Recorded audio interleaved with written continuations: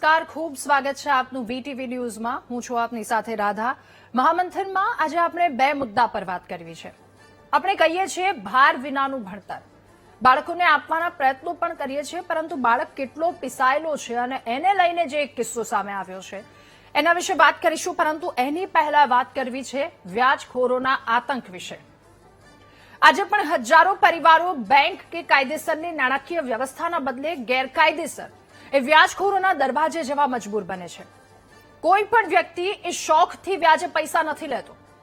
જ્યારે ઘરમાં બીમારી હોય, સંતાનોની ફી ભરવાની હોય, ધંધો બચાવવાનો હોય, ઘર ચલાવવાનું મુશ્કેલ બન્યું હોય અથવા તો અચાનક જ કોઈ આર્થિક સંકટ ઊભું થયું હોય, ત્યારે પરિવાર પાસે ઘણી વખત બીજો કોઈ રસ્તો નથી બચતો અને આવી મજબૂરીનો ફાયદો ઉઠાવી કેટલાક લોકો મદદના નામે પૈસા આપે છે અને પછી શરૂ થાય છે વ્યાજના નામે ખરો ખેલ. ધમકીઓ, પઠાણી ઉઘરાણી, માનસિક ત્રાસ અને ક્યારેક તો આખોય પરિવાર બરબાદ કરી નાખે એવો આતંક આ લોકો મચાવે છે. મૂળ રકમ કરતા અનેક ગણું વ્યાજ કેટલીય વખત વસૂલી લે છે, તેમ છતાં એમની લાલચ પૂરી નથી થતી. મિલકતો લખાવી લે છે, જમીનો લખાવી લે છે, જાહેરમાં અપમાન કરે છે, જાનથી મારી નાખવાની ધમકીઓ આપે છે અને કેટલાય લોકોના જીવનને આ વ્યાજખોરોના ત્રાસે નર્ક બનાવી દીધા છે. ક્યારેક તો રકમ પણ એટલી નથી હોતી જેટલો ત્રાસ લોકો સહન કરે છે, જેટલો ત્રાસ પરિવાર સહન કરે છે. ગુજરાતમાં અગાઉ ઘણા આપણી સામે વ્યાજખોરોના ત્રાસના કિસ્સાઓ આવી ચૂક્યા છે, પરંતુ આજે જે કિસ્સો સામે આવ્યો છે, પાટણમાં રૂવાડા ઉભા કરી દેતી ઘટના સામે આવી છે. તમે વિચાર કરો, માત્ર 5,000 રૂપિયાની ઉઘરાણીના વિવાદમાં એક મહિલાને કથિત રીતે જ્વલનશીલ પદાર્થ છાંટી, પ્રવાહી છાંટી અને સળગાવી દેવામાં આવી. 5,000ની રકમ અને મહિલાને ઊભી સળગાવી નાખી. સારવાર દરમિયાન મહિલાનું મોત નીપજ્યું છે. એટલે માત્ર 5,000 રૂપિયાની બાબત કોઈ વ્યક્તિ આટલું ક્રૂર કેવી રીતે થઈ શકે? શું એક માનવીનું જીવન એ 5,000 રૂપિયા કરતા પણ સસ્તું થઈ ગયું છે? આ ઘટના એ સવાલ ઉઠાવી રહી છે. આ ઘટના માત્ર એક હત્યાનો કેસ નથી, પરંતુ વ્યાજખોરીના સામ્રાજ્યનું એક ભયાનક રૂપ છે. એ ઉદાહરણ છે કે કેટલાય કાર્યક્રમો, કેટલાય કામમાં કરવામાં આવે છે, તેમ છતાંય હજુ અંતરિયાળ વિસ્તારમાં અથવા તો હજુ અમુક વિસ્તારમાં આ વ્યાજખોરો જીવતા છે. સરકાર અને પોલીસે વ્યાજખોરોની સામે સમયાંતરે કડક કાર્યવાહી કરી છે. અનેક વ્યાજખોરોની સામે કેટલાય ગુનાઓ નોંધાયા છે, ધરપકડ થઈ છે, સ્પેશિયલ ડ્રાઈવ ચલાવવામાં આવી છે અને કેટલાક લોકોને અને સાથે તમામ લોકોને સમાજને અપીલ પણ કરવામાં આવી છે. એટલે આટલી કાર્યવાહી કરવામાં આવે છે, તેમ છતાંય આવી ઘટનાઓ અટકવાનું નામ કેમ નથી લેતી? સવાલ એ પણ થઈ રહ્યો છે આ ઘટનાને લઈને કે કાયદો બન્યો છે, પણ વ્યાજખોરોમાં એની ધાક કેટલી છે? કારણ કે સમયાંતરે આવી ઘટનાઓ ઘટે છે તો એ લોકો ડરે છે કેટલા? અને વ્યાજખોરોની સામે કડક કાર્યવાહીના દાવાઓ થાય છે, પણ હકીકત શું? સાથે સવાલ એ પણ કે પૈસા આપી અને જિંદગી છીનવતા વ્યાજખોરોથી સામાન્ય લોકોને, મધ્યમ ગરીબ પરિવારોને આખરે છુટકારો ક્યારે મળશે?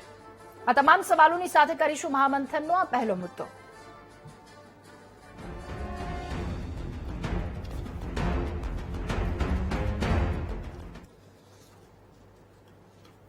ત્યારે પાટણનો આ ચોંકાવનારો કિસ્સો, નજીવી રકમ માત્ર 5,000 અને 5,000 માટે 2 થી 3 દિવસની આ મહિલાએ મુદ્દત માંગી, પણ એને પેટ્રોલ છાંટી અને સળગાવી દેવામાં આવી.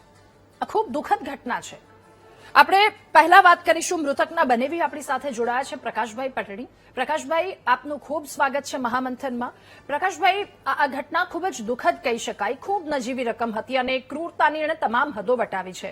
પિંકીબેને માત્ર 5,000 જેવી નજીવી રકમ માટે પોતાનો જીવ ગુમાવવો પડ્યો. શું આપના વ્યાજખોર બાબુ રાવળ વિશે અગાઉ કોઈ જાણ હતી? પિંકીબેને ઘરમાં ક્યારેય વાત કરી હતી આ બાબુ રાવળ વિશે, એના આતંક વિશે, એના ત્રાસ વિશે?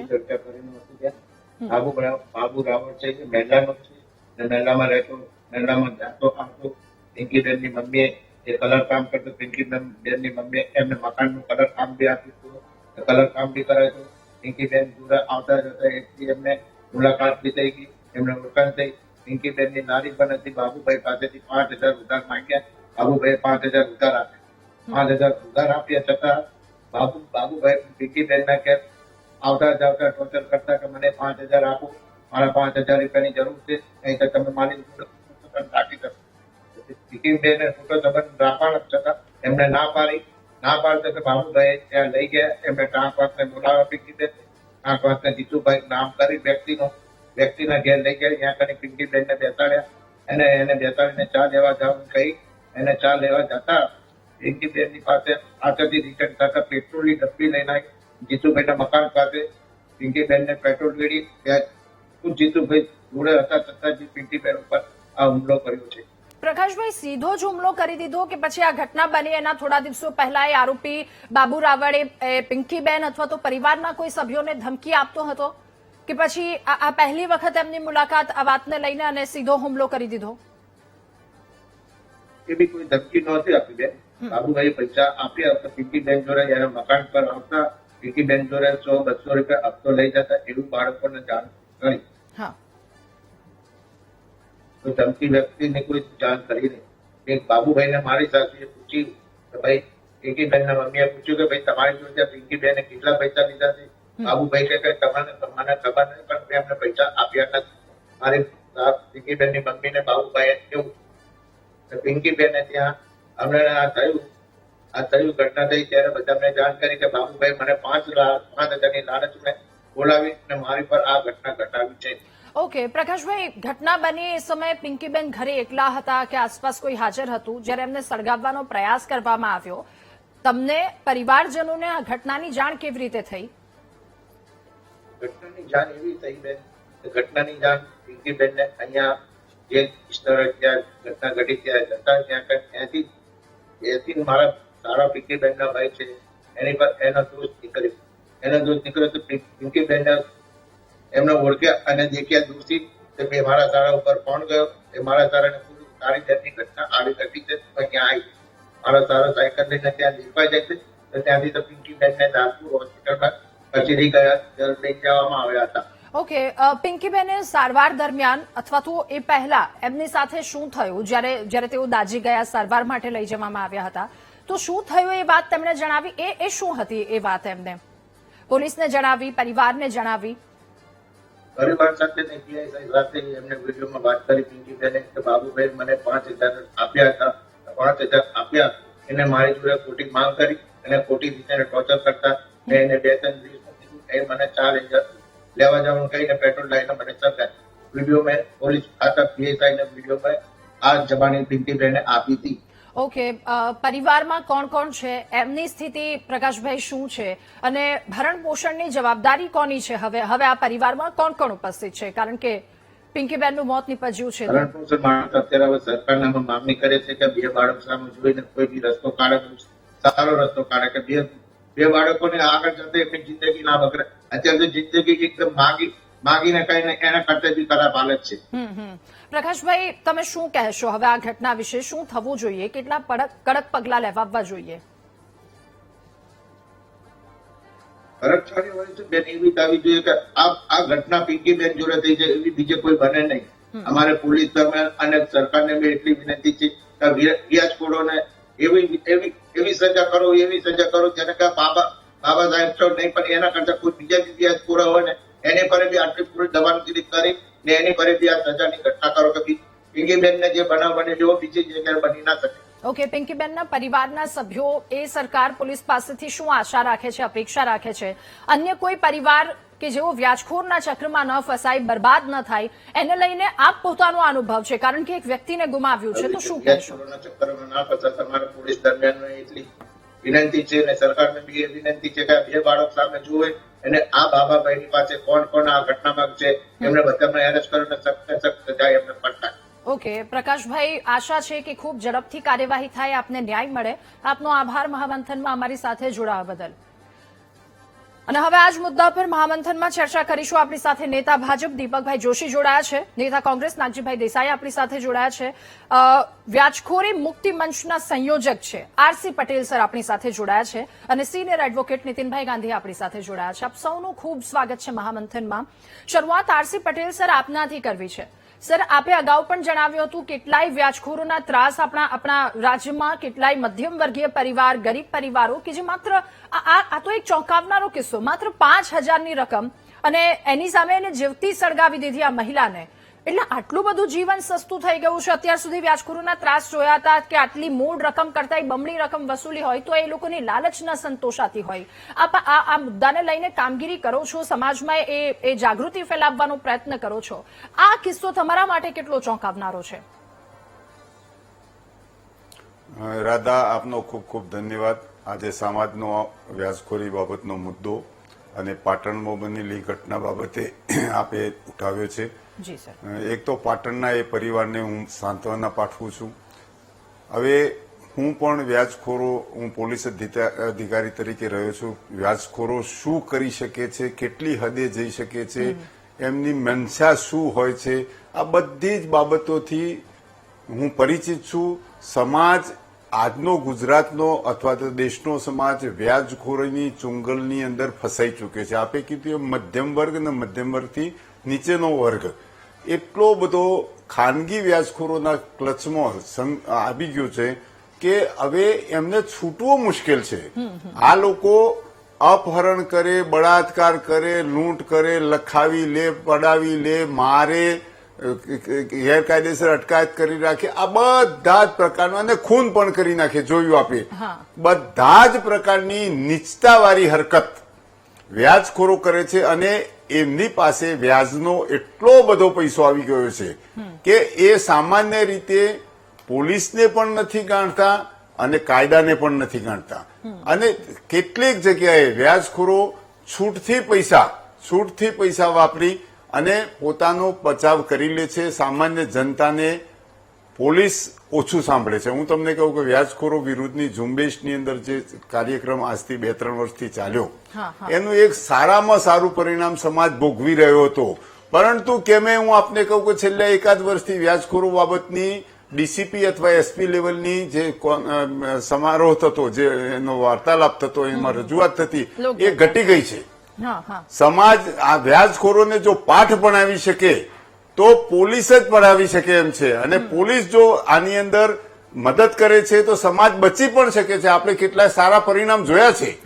સમાજની અંદર વ્યાજખોરો વિરુદ્ધની ઝુંબેશના કારણે સારા પરિણામ જોયા છે. બીજી વાત કે સરકારે પણ આ બાબતમાં ઇનિશિયેટિવ લીધા છે.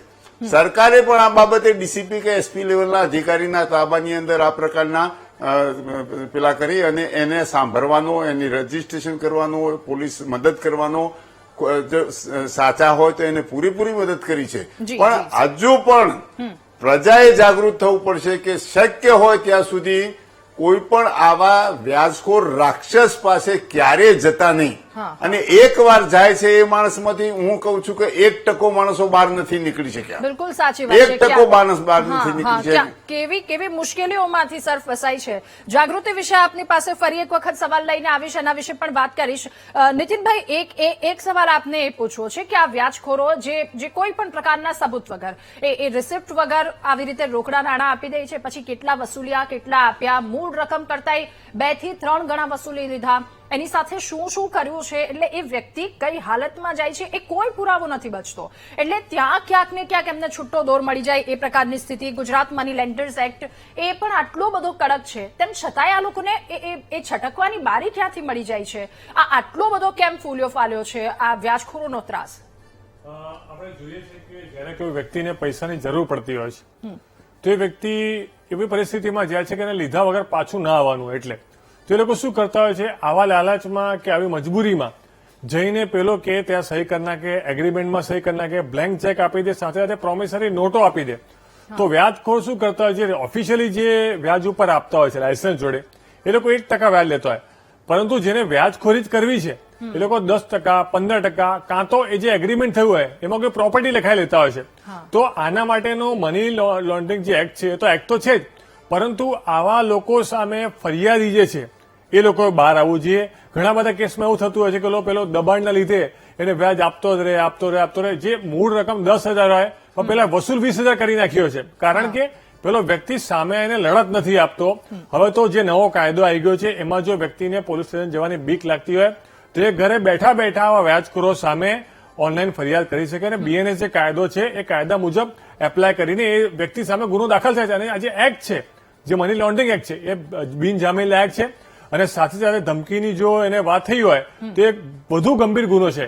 તો આવા કેસમાં જે પણ વ્યક્તિઓને ધમકી આવતી હોય છે તો આ જે પ્રોવિઝન છે બીએનએસના એ ઉપયોગ કરીને વ્યાજખોર સામે અવશ્ય ફરિયાદ કરવી જોઈએ. ઓકે, વ્યાજખોરી કરનારા લોકોની કેવી હાલત થઈ શકે જો એક વખત કાયદાના સકંજામાં ફસાઈ ગયા તો? આપણે આ જ કેસની વાત કરીએ હા. તો આ કેસમાં આપણે જોયું કે એક મર્ડર થઈ ગયું છે. આ ક્લિયર મર્ડર છે અને આવા કેસમાં આપણે જોઈએ પુરાવો જેવી રીતે એમના પરિવારજનોએ વાત કરી આપણને. હા. આ કેસમાં સીધો જ પુરાવો પેલી બેનનો પિંકીબેને, ડાઇંગ હા. ડિક્લેરેશન છે. હા, હા. એ ડાઇંગ ડિક્લેરેશનમાં સ્પેસિફિક બેને પેલા વ્યક્તિનું નામ બોલ્યા છે. એ વ્યક્તિએ બેની સાથે શું શું કર્યું છે એ બધું કૃત્ય બોલ્યા છે. હા. તો ડાયરેક્ટલી મર્ડર કેસમાં આ વ્યક્તિ સામે આઈ વિટનેસ મરણ જનાર વ્યક્તિ બોલ્યો છે અને કાયદામાં એવું કહેવાય છે ને કે જે વ્યક્તિ મરતો હોય એ ક્યારેય પણ ખોટું બોલતો નથી. એટલે એ જે ડાયરેક્ટ પુરાવો છે આના સામે છે. અને કાયદામાં જયારે કોઈને ધમકી મળતી હોય છે વ્યાજખોરો સામેથી કોઈ વ્યક્તિને દબાઈને પૈસા કઢાવતા હોય છે તો એક્સટોર્શન મારી નાખવાની ધમકીના સ્પેસિફિક પ્રોવિઝન છે અને એમાં 7 વર્ષ સુધીની જોગવાઈઓ છે. ઓકે નાગજીભાઈ, કાયદો તો છે પરંતુ એની સામે હજુ પણ ખૂબ વધારે મજબૂતાઈથી કામ કરવાની જરૂર છે. એ સામાજિક લેવલે એક નાગરિક તરીકે આપણે સૌ કોઈએ, અને બીજી રીતે કાયદાની રીતે તો એ કામ થઈ જ રહ્યું છે. આપણે ઘણા એવા કિસ્સાઓ જોયા છે જ્યાં ખેડૂતોની જમીન લખાવી લીધી છે એટલે એની પાસે કશું જ નથી રહેતું. એ ખેડૂતો એટલા હેરાન થયા છે. ત્યારબાદ ગામડાના આવા કિસ્સાઓ, પાટણથી આ એક કિસ્સો, આ તો ખૂબ ચોંકાવનારો. એટલે રૂપિયાની કિંમત આ લોકો માટે કેટલી વધારે છે કે સામે માણસે એ મચ્છર સમાન છે આ બધા માટે. જો આપણે વર્ષ પહેલા વીટીવી ને અન્ય ચેનલોએ ખૂબ સાથ સહકાર આપ્યો હતો વ્યાજખોરોના વિરુદ્ધની ઝુંબેશમાં, પણ પાછા આપણે જોઈએ હતા આયા હતા ત્યાંના ત્યાં જ છીએ. હવે આમાં હું એવું માનું છું, મેં બંને મહાનુભાવની વાત પણ સાંભળી, હું પણ કરીશ, ભાજપના દીપકભાઈ પણ કરશે, પણ આનું નિવાડો શું? નિવાડા વગરની તો આપણે વીટીવી લાગણી ગમે એટલી રાખીને ડિબેટો કરે પણ એનો નિવાડાનો તો વીટીવી શું કરે? હવે કામ જેને કરવાનું છે, જેને પાવર છે, જેનું બંધારણીય હક છે પોલીસ અને સરકારનો, હવે એ જયારે આવી ઘટના બને ત્યારે એમ કે બહુ ખોટું થયું ને આવું ન થવું જોઈએ ને પોલીસ તમારી સાથે છે ને આ બધાથી કાંઈ ના મેળ પડે. હું આપને સ્પષ્ટપણે કહું કે 2 પ્રકારના વ્યાજખોરો હોય છે. 2 પ્રકારના એટલે એક રાક્ષસી રૂપી વ્યાજખોરો હોય છે અને બીજા વેપારી વ્યક્તિ બિલ્ડરોથી લઈને જે મોટા મોટા બિઝનેસમાં 1-1.5% ધંધો કરે છે એવા હોય છે. પેલી મેટર ક્યારે એટલે બહાર નથી આવતી કે 1% 2% 5% ધંધામાં જમીનમાં લોકો કમાઈ લેતા હોય છે.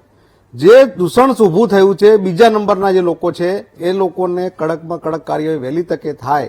દાખલા તરીકે લારી ગલ્લાવાળાને 900 રૂપિયા આપે સાંજે 1000 રૂપિયા આપી દેવાના, 900 રૂપિયાનું 100 રૂપિયા વ્યાજ.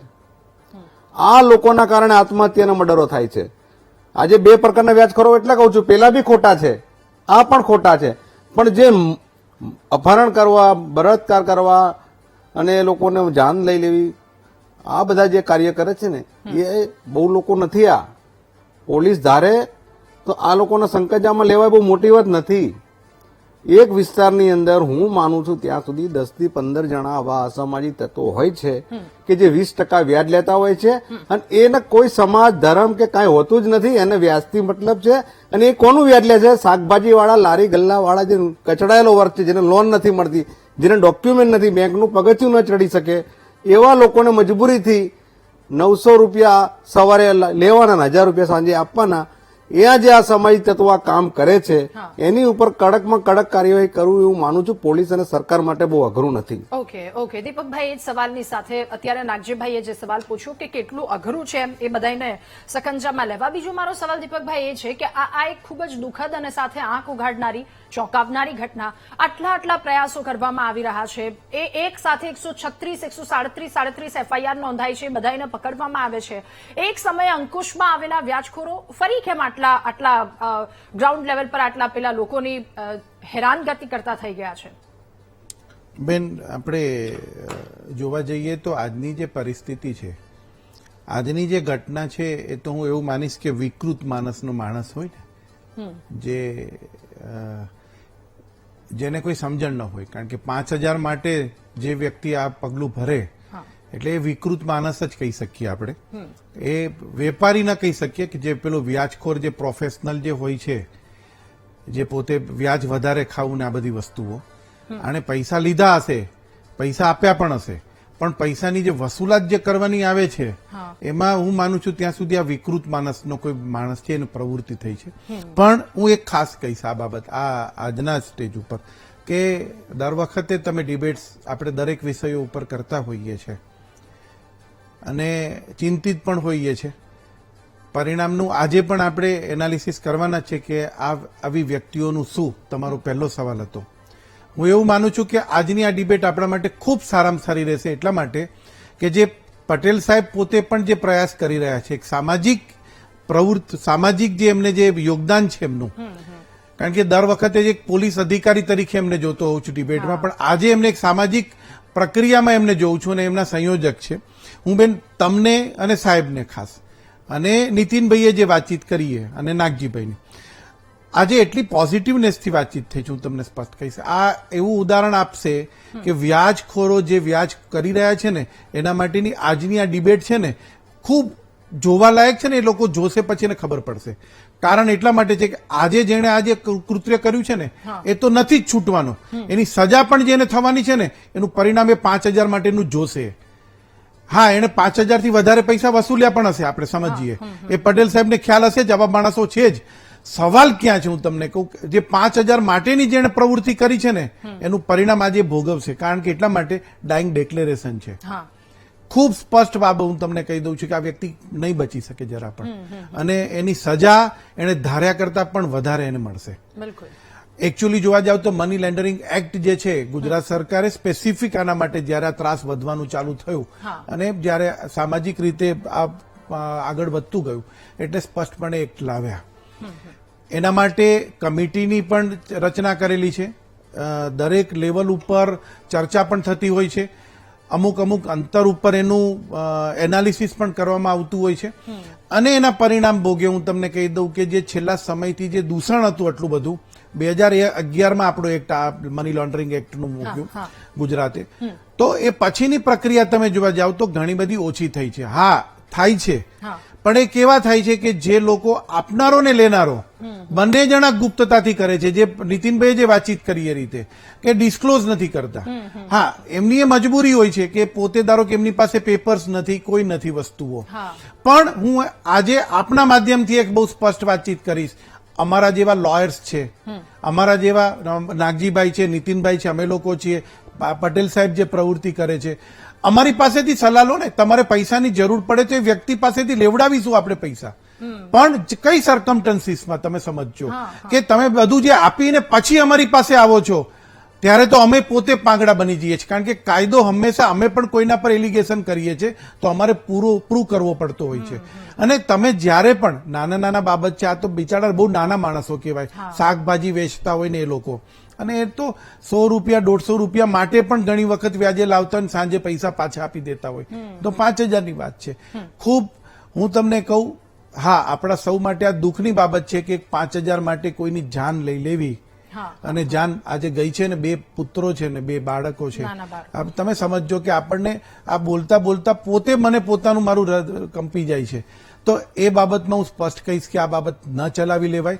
અને હું સામાજિક જાગૃતિ ખાસ કહીશ. સરકારની રીતે તો અમારી જવાબદારી બને છે, જેમાં કોઈ શંકાને સ્થાન નથી, પણ સામાજિક રીતે પણ એટલા માટે કે જેટલો સહકાર પબ્લિકનો હશે, જે વ્યાજ પૈસા લેવા જાય છે એનો સહકાર જેટલો મળશે એટલો સહકાર અમે આપી શકીશું. બિંગ એ લોયર હું પણ પોતે કહું છું કે આ પ્રવૃત્તિમાં ક્યાંક અમારી પણ સલાહ લો તમે.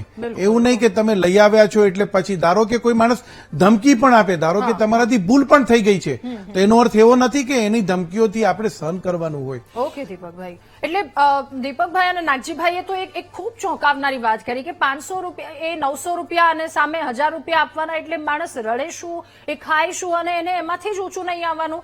આને આ વસ્તુ ક્યારે પ્રગતિ કરશે, ક્યારે આગળ વધશે, એટલે માણસની આ જિંદગી કરી નાખે છે. આટલા નર્કમાં આ લોકો ધકેલી દે છે. પટેલ સર, ફરી એકવાર આપની પાસે આપ જણાવતા હતા, ચલો અલગ અલગ મુદ્દા પર ચર્ચા કરી, નીતિનભાઈએ કાયદાકીય વાત કરી, અત્યારે દીપકભાઈએ કહ્યું કે સરકાર તરફથી પણ પોલીસ તરફથી પણ જે પ્રયાસો કરવામાં આવી રહ્યા છે તમામની સાથે મારે હવે એ જાણવું છે કે આમાં સૌથી પહેલા સમજવાની વાત હોય તો એ લોકોએ સમજવાની વાત છે, એ નાગરિકોએ સમજવાની વાત છે કે કયા કયા ઓપ્શન છે.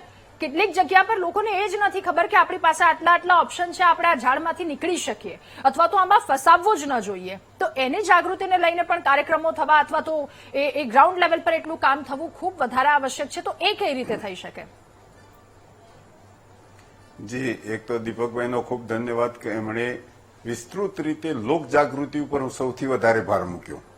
હવે લોક જાગૃતિ એટલે વ્યક્તિ જાગૃતિ. જે પરિવારને પૈસાની જરૂર છે, બેંકનો વ્યવહાર એ કંઈ કરી શકે એમ નથી, એમ છતાં જો સમાજના જાગૃત માણસો, લોયર માણસો, પોલીસ અધિકારી માણસો, સારા સામાજિક કાર્યકર્તાઓ સાથે એ મસલત કરીને પોતાની જરૂરિયાતની વાત મૂકે અને એવી વ્યક્તિ પાસેથી એ વ્યાજે જયારે લે ત્યારે સ્વાભાવિક છે કે આવી વ્યક્તિ એની અંદર ઇન્વોલ્વ હોય તો પેલો બેફામ ન બને. આ એક જાગૃતિનું સરસ માધ્યમ છે. બીજી વાત કરું કે સરકારે અત્યાર સુધી લોક દરબારોથી ઘણું સારું પરિણામ લાવ્યા છે, પણ જે કાર્યક્રમ હમણાં થોડો મંદો પડ્યો છે એની અંદર હું કહું કે જેમ રાજ્ય સરકાર તાલુકા સ્વાગત, જિલ્લા સ્વાગત, રાજ્ય સ્વાગત કાર્યક્રમ રાખે છે, એમ પોલીસ માટે પણ પોલીસ સ્ટેશન લેવલે સ્વાગત કાર્યક્રમ, જિલ્લા લેવલે સ્વાગત કાર્યક્રમ અને રાજ્ય લેવલે પોલીસનો સ્વાગત કાર્યક્રમ થાય અને દરેક મહિનામાં એક વખત નહીં 2 વખત થાય. કેમ કે લોકોના માટેનું આ એક મોટામાં મોટું જાગૃતિ લાવવાનું અને પોલીસ તરફથી મદદ મળવાનું એક મોટામાં મોટું પગલું છે એ લોક દરબાર છે. બિલકુલ. હા, લોક દરબારની ખરેખર હું તમને કહું બહુ સારી પ્રશંસા થઈ હતી અને લોકોને ખરેખર ખૂબ સારું એનું ફળ મળ્યું હતું. પણ હજુ સરકાર છે, સરકાર મા બાપ ધારે અને પગલા લે. કેવા પગલા? આપણે કોઈનું ખોટું નથી કરવું. વ્યાજખોરો, ભાઈએ કીધું એમ કે 2 લેયરના વ્યાજખોરો છે. એક પહેલા 1%, 1.5% વેપારી વર્ગવાળા છે, બીજા 10%, 15%, 25% વાળા વ્યાજખોરો છે. તો આ બધા વચ્ચે લોક દરબાર અને લોક જાગૃતિ આ બેનો સમન્વય થશે અને એનું પ્રમાણ વધશે. તો હું કહું છું કે 1 વર્ષ સુધી જો સરકાર આ રીતે કાર્યક્રમ કરે ને સાહેબ, તો આ રાક્ષસી પ્રવૃત્તિ કદાચ ખલાસ પણ થઈ જાય અથવા તો ખૂબ નિયંત્રણમાં આવી જાય અને લોકોને આપણે આ રાક્ષસી મોતમાંથી બચાવવા છે. આજે જે બેનનું મોત થયું છે, અકારે મોત થયું છે અને આ રાક્ષસો એટલા પૈસા કમાઈ ગયા છે કે એમને કોઈ ડર જ નથી. એમને એમ છે કે પૈસા આપ્યાથી બધામાંથી છૂટી જવાય છે.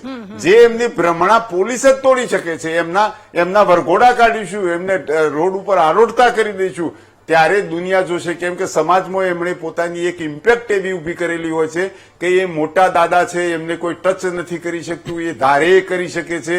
આ બધી વાતમાંથી જનતાને આપણે આ રીતે જનજાગૃતિ છુટકારો આપી શકીશું. ઓકે. અને સર, બીજું આપણને તો બહુ નાનપણથી આપણા સંસ્કારોમાં છે અથવા તો શીખવવામાં આવ્યું છે કે આખો કરતા અડધો ખાજો, કણી સુખનો ખાજો, નીતિનો ખાજો, અપ્રામાણિક આ બધી મિલકતો, આ બધી વસ્તુ ભેગું કરીને ક્યાં છૂટવાના છે. પણ ઠીક છે, હવે એ નથી સમજ ત્યારે તો આવી પ્રવૃત્તિ, આવી કામગીરી સાથે જોડાયા છે. નીતિનભાઈ, ફરી એકવાર આપની પાસે દયા અને પ્રમાણિકતા છે જ નહીં. બિલકુલ સર, બિલકુલ. અને એટલે જ તો આ લોકોના જીવ લેવા સુધી આવા રાક્ષસો આવી જાય છે. નીતિનભાઈ, એક વાત આપની પાસેથી જાણવી છે. કદાચ ક્યાંક પીડિતોને એ વાતની પણ નથી ખબર હોતી કે બળજબરીથી તમારી પાસેથી જે ચેક સાઇન કરાવી લીધા છે, દસ્તાવેજો જે તમારી પાસેથી લઈ લીધા છે, તો પછી એના માટે પીડિતો પાસે કોઈ રસ્તો ઉપલબ્ધ છે? એને લઈને કોઈ કરી શકે કાર્યવાહી?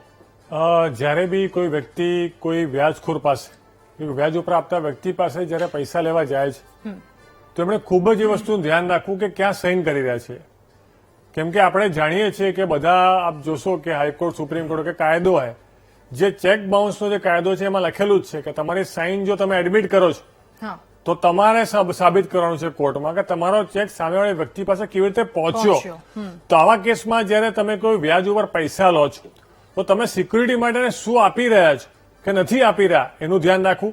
તમે જો એને ખરેખર 10,000 રૂપિયા લો છો તો તમે 10,000નો જ ચેક આપો એને. તો શેના માટે તમે જે સિક્યુરિટી ચેક છે, 1 લાખ રૂપિયા, 2 લાખ રૂપિયા કે બ્લેન્ક ચેક આપો છો? કારણ કે બ્લેન્ક ચેક તમે જો આપો છો તો પછી એમાં જે પેલો એમાઉન્ટ ભરશે, જે વ્યાજ ભરાવે, એ તમારે કોર્ટમાં સાબિત કરવું પડશે કે ત્યાં કેવી રીતે પહોંચ્યું. ફોર એક્ઝામ્પલ કે આપ કોઈ પ્રોમિસરી નોટ ઉપર સાઇન કરો છો અને તમે સાઇન તો કરીને આવી ગયા, પછી તમારે જાણ તમને થઈ કે આ ખોટી પ્રોમિસરી નોટમાં એમાઉન્ટ ને બધું ભરી નાખ્યું, તો તમે તાત્કાલિક રાહ ના જો, તાત્કાલિક નજીકના પોલીસ સ્ટેશનમાં જઈને તમારે અરજી કરી દેવી જોઈએ. અને આવી રીતે વ્યાજ ઉપર તમે પૈસા લીધેલા, જેના તમે વ્યાજ ચૂકવી દીધા છે, એના પુરાવા રાખો. કારણ કે તમે પુરાવા નહીં રાખો પેમેન્ટ કરવા માટેના, એ બી તમારા વિરુદ્ધમાં હશે. કારણ કે તમે તમારા સાઇન કરીને આપ્યા હશે. તો જે પુરાવા જે છે તમે પેમેન્ટ કરેલા એ ધ્યાનથી રાખો અને તાત્કાલિક તમારા જોડે જો ખોટું થયું હોય એનું રિપોર્ટિંગ રિટર્નમાં જઈને પોલીસમાં તમે કરી જાઓ. ઓકે, એટલે પહેલા તો આમાં ફસાવું નહીં, અને જો એક વખત ફસાઈ ગયા તો મારી પાસે આટલા ઓપ્શન છે. ફરી એકવાર નાગજીભાઈ આપની પાસે હવે જે વાત કરવામાં આવી કે ક્યાંક ગ્રાઉન્ડ લેવલથી કાર્યવાહી થવી જોઈએ, નાગરિકોએ સમજવું જોઈએ, સરકાર તરફથી આ પ્રયાસો કરવામાં આવી રહ્યા છે, એડવોકેટ પોતાની રીતે પોતાના મંતવ્યો જણાવી રહ્યા છે. એક વિપક્ષ તરીકે તમારું શું માનવું છે કે વિપક્ષ તરીકે તમારે કેટલી મજબૂતાઈથી આ દૂષણની સામે આવવું જોઈએ?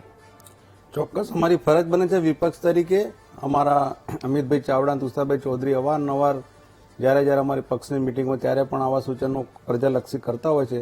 આજે હું વીટીના માધ્યમથી કહું છું કે અમારું પણ રાજીવ ગાંધી ભવન કંઈ પણ સલાહની જરૂર હોય આ બાબતે તો ચોક્કસપણે સાથે સરકારમાં દીપકભાઈ રજૂઆત કરી અપેક્ષા રાખું છું કે આ વસ્તુ મેં કહી એમ તમે એક પોલીસ સ્ટેશનની અંદર હું માનું છું ત્યાં સુધી આવા અસામાજિક તત્વો આખા ગુજરાત કે ભારત 15 થી વધારે ના હોય જે અતિશય ત્રાસવાળા, જેમ કે પાટણની ઘટના જેવા. ઓકે, આટલા ક્રૂર. હા, એ 15 થી વધારે ના હોઈ શકે.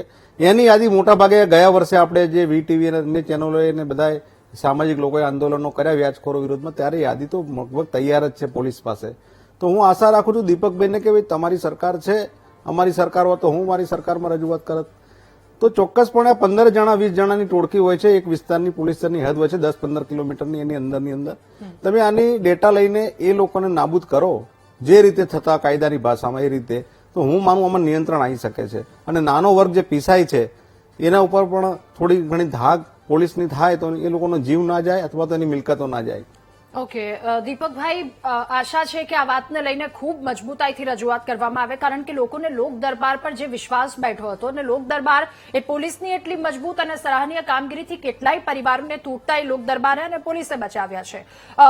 ખૂબ કડક કાયદાથી આ વાતને લઈને કાર્યવાહી થવી જોઈએ. સાથે સવાલ એ પણ કે દીપકભાઈ, એવો દાખલો અત્યાર સુધી કેમ નથી બેસાડવામાં આવતો કે ગામના ખૂણે ખૂણે સુધી જો કોઈ પણ વ્યક્તિ એવી હિંમત કરે કે થોડાક પૈસા એને વ્યાજે આપ્યા છે અથવા તો એ જે કાનૂન કહે છે એનાથી વધારે જો લેવાની હિંમત કરે તો એના હાથ કાપી જાય? બેન, પણ આ પૂરું કરું હું તમને કહું કે ધારો કે આપણે આ પાટણની ઘટના જોઈએ ને તો નાગજીભાઈ જે વાતચીત કરીને એ વાત સાથે હું સંમત થઉં છું. સવાલ એવો છે કે આ કઈ મોટો એવો નથી માણસ કે જે નોટોરિયસ. આ હું તમને કહી દઉં કે નાના નાના ભાગમાં ત્યાં પૈસા નાના નાના આપતા હોય પણ ત્યાં ધાક જમાવવા માટે એને આ પગલું ભર્યું અને આ પગલામાંથી આગળ જતું રહ્યું. તમે સમજજો. સવાલ એટલો જ હું તમને કહી દઉં કે જે માણસો ઘણી વખત મેં એવું જોયું છે, મારી પાસે પોતાની પાસે મેટર છે અત્યારે, હું તમને કહું, શિક્ષિત માણસ જેને ઇન્ટેલેક્ચ્યુઅલ્સ કહીએ આપણે, તમે સમજજો, એ લોકોએ પણ જે નીતિનભાઈ જે વાતચીત કરીએ બ્લેન્ક ચેક્સ, પ્રોમિસરી નોટ બધું આપી દીધું હોય. તમે સમજજો, શિક્ષિત માણસ યસ અને લેનારોય સામે આપનારોય સામે હું તમને કહું શિક્ષિત છે, એની જ કક્ષાનો માણસ. અને આજે હું તમને કહી દઉં કે 10 ગણા 1 કરોડ લીધો હોય તો 9 કરોડ માંગે છે એની પાસેથી, કારણ કે બ્લેન્ક ચેક આપેલા છે, પ્રોમિસરી નોટ આપેલી છે. તમે સમજજો. સવાલ એટલો છે હું તમને કહી દઉં, અને કોઈ પણ લાયસન્સ નહીં. એ એવી વ્યક્તિ એવા પ્રોફેશનમાં છે કે એને લાયસન્સ મળે જ નહીં. તમે સમજજો, ઇન્ટરેસ્ટનું લેવાનું એ વ્યક્તિ આ ડિમાન્ડ કરી રહી છે. તમે સમજજો કે આ પરિસ્થિતિ શિક્ષિત કરી શકતો હોય તો બિચારી અશિક્ષિત જે વ્યક્તિ છે, નાનો માણસ છે તો કરે જ. આપણે પટેલ સાહેબે જે વાતચીત કરીએ, પટેલ સાહેબને હું અહીંયા આપના માધ્યમથી કહું છું કે એમને જે વાતચીત કરી ને કે લોક જાગૃતિ ને લોક દરબાર બંનેનું માધ્યમ આપણે વધારીએ તો એક વસ્તુ થઈ શકે. અને નાના નાના જે મોમેન્ટમ જ્યાં આપણને લાગે પટેલ સાહેબ કે જ્યાં આપણને લાગે છે કે નાના માણસ કે જેની પાસે કોઈ સિક્યુરિટી જેવું નથી અને બેંક સુધી નથી જતા લોન લેવા, અને આવા વ્યક્તિઓ છે, ત્યાં તો એવું માનું છું કે ક્યારેક નાના નાના સેમિનાર્સ પણ આપણે કરવા જોઈએ. અમે પણ તમારી સાથે આવીશું, તમે સંયોજક છો, આમાં તમે પાર્ટ લો છો. ખરેખર આ તો એક એવી વસ્તુ છે કે સમાજ સુધારણાવાળી વ્યક્તિ છે કે આની અંદરથી આપણે 2-3 વ્યક્તિઓને પણ જો બચાવી દઈશું ને તો પણ આપણા માટે બહુ ધન્ય કહેવાશે. સવાલ એટલો છે કે આ માહિમને એટલા માટે કે લોકલ કોણ પૈસા આપે છે, કઈ પદ્ધતિથી આપે છે એ પણ જાણવું બહુ જરૂરી હોય છે. ઘણી વખત આ પોલીસ સ્ટેશન સુધી નથી પહોંચતું. એટલા માટે કારણ એટલા માટે છે કે એ લોકો પાસે નથી લખાણ હોતું, કોઈ પણ વસ્તુ નથી આવીને એમ કહી દે કે મેં આ તારીખમાં લીધા હતા, તારીખે એમને યાદ નથી હોતી. હકીકતમાં આપણે જયારે જઈએ ત્યારે જો કોઈએ ભૂલ કરેલી છે તો ભૂલ આગળ અટકતી જાય, અથવા તો કોઈ કરતું હોય તો ન કરે, એનાથી થશે. અને અવેરનેસના પ્રોગ્રામ ખાસ જરૂરી છે બંને તરફે. રાજ્ય સરકારની જે વાતચીત કરી લોક દરબારની, અને જે આપણે સામાજિક રીતે જે આપણે પ્રજા વચ્ચે જે જઈને જે કરવાનું છે એક જાગૃતિનું, એ પણ પહેલ કરીએ તો હું માનું છું ત્યાં સુધી ખૂબ સારી રીતે આનું પરિણામ આવી શકે એમ છે. અને બીજી એક વસ્તુ જે આપણને આજે જે આપણે કરુણતાથી આપણને જે આમ દુઃખ થાય છે એવા પ્રસંગો બંધ થઈ જાય. બિલકુલ સાચી વાત છે. પટેલ સર, ખૂબ જ ટૂંકમાં આપની તરફથી એક અંતિમ પ્રતિક્રિયા, એ વ્યાજખોરોને લગતો એક મેસેજ પણ કડક શબ્દોમાં, સાથે સામાન્ય લોકોને, ખાસ સામાન્ય લોકોને કે જો આ પ્રકારના જાળમાં ફસાવા જઈ રહ્યા છો તો બચી જાઓ, તમારી પાસે બીજા પણ ઓપ્શન છે. ખૂબ ટૂંકમાં અંતિમ પ્રતિક્રિયા સર. જી, હું જનતાને જેને પણ જરૂરિયાત છે એ માણસોને વિનંતી કરું છું કે તમારી જરૂરિયાત હોય ત્યારે તમે જે કોઈને સાથે રાખજો, તમે જે ડોક્યુમેન્ટ સાઇન કરો છો એનું પૂરેપૂરું ભાન રાખજો અને એટલા પ્રમાણમાં જ કરજો. અને જો કદાચ સહેજ પણ આપને શંકા જાય તમારું વ્યાજનું પ્રમાણ વધી જતું હોય તો તુરંત પોલીસ સ્ટેશને જજો, તમારું લેખિત આપજો, જરૂર પોલીસ તમને મદદ કરશે. ઓકે. આપ સૌનો ખૂબ આભાર મહામંથનમાં અમારી સાથે જોડાવા બદલ અને લોકહિતના મુદ્દા પર ચર્ચા કરવા બદલ. તો કાયદા કરતા વ્યાજખોરોના હાથ લાંબા મુદ્દા પર ચર્ચા કરી, પરંતુ સાથે સાથે એક નાગરિક તરીકે, વ્યક્તિ તરીકે આપણે પણ સમજવાની જરૂર છે કે કઈ જાળમાં ફસાઈ રહ્યા છે. આમાં ક્યારેક મોત પણ મળી શકે છે, ક્યારેક જિંદગી નર્ક પણ થઈ શકે છે. મહામંથનમાં બીજો મહત્વનો મુદ્દો ભાર વિના એ ભારવાળું ભણતર વિદ્યાર્થીઓ પર કેટલું હાવી થઈ રહ્યું છે, એના વિશે વાત કરીશું. રોકાઈએ એક બ્રેક માટે.